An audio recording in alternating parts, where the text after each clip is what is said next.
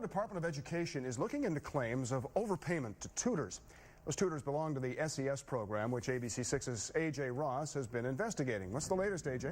Well, Bob, in this letter dated just yesterday from the Ohio Department of Education to parent advocates for students in schools, officials say they are examining some claims that tutors may have been paid more than they originally quoted some school districts. Now, you remember the state superintendent did vow to crack down on this program, but this parent group says some money is still slipping through the cracks. Like over 50, 40, 30, that's just crazy numbers to me. When parent advocate Kennedy Kent glanced over the SES or State Tutoring Parent Handbook this year, she says she noticed some big discrepancies. Listed in the handbook, hourly rates charged by tutors that did not match those listed on the ODE website.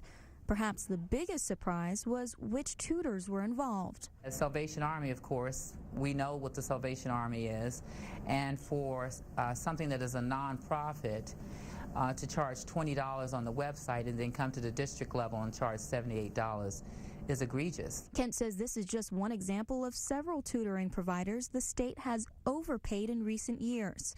In an email from the Ohio Department of Education dated just yesterday, officials state they are now looking into these allegations.